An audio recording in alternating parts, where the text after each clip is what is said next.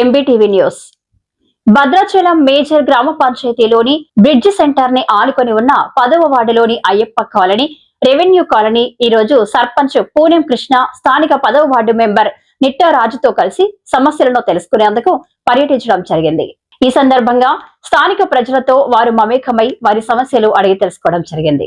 ప్రజల దగ్గర నుంచి తెలుసుకున్న సమస్యలను పరిష్కారం దిశగా తీసుకువెళ్లేందుకు అడుగులు వేస్తామని, కావలసినటువంటి రోడ్లు, డ్రైనేజీలు నిర్మించేందుకు 10వ వార్డుకు నిధులు ఇస్తారని సర్పంచ్ పూనెం కృష్ణ తెలియజేయడం జరిగింది. ఈ కార్యక్రమంలో ఎన్ఎస్యుఐ నియోజకవర్గ అధ్యక్షులు సరేళ్ల వెంకటేష్, మహిళా కాంగ్రెస్ నాయకురాలు వంపోలు దేవకి, 2వ వార్డు మెంబర్ బంతోతుల రాజావ్, 14వ వార్డు మెంబర్ తిరుమల అశోక్, కాంగ్రెస్ నాయకులు భీమవరపు వెంకటరెడ్డి, చింతాడి రామకృష్ణ, ఆకుల వెంకటరమణ, ఈశ్వర్, రోజు, కరుణాకర్, చిటికెన ఉష, డేగల పార్వతి, సిద్ధి దేవవరం, బుక్య నరసింహ, డేగల శివ, హరినాథ్, తాతారావు తదితరులు పాల్గొన్నారు.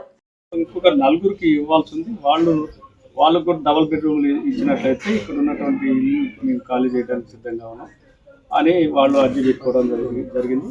దాన్ని త్వరలో మేము ఎంఆర్ఓ గారికి, సబ్ కలెక్టర్ గారికి మేము తెలియపరుస్తాం. దాన్ని సాధ్యమైనంత వరకు పరిష్కరించడానికి మేము కృషి చేస్తాం. ఇంకో రెండవది ఏంటంటే డ్రైనేజ్ సమస్య.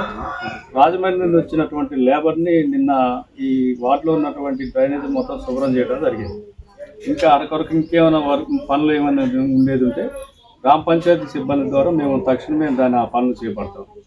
దీంట్లో ఇంకా ప్రధానమైనటువంటిది ఏంటంటే ఆ గుడి, అయ్యప్ప స్వామి గుడి వెనకాల ఉన్నటువంటి ఆ నీళ్లు రావడం వల్ల కొంచెం ఇబ్బందిగా ఉంది అని చెప్పడం జరిగింది. దాంట్లో మేము తప్పకుండా దాన్ని కలవట్టు వేయడానికి మాకు అతి త్వరలో నిధులు రావడానికి ఉన్నాయి. అది వచ్చినాయి అంటే మేము అది పనులు చేపడతాం. ఇంకా వార్డులో ఇక్కడే కాదు, వార్డులో ఉన్నటువంటి ఏ సమస్య అయినా సరే మేము ప్రతి వార్డుకు కూడా తిరగడానికి శ్రీకారం చుట్టున్నాం.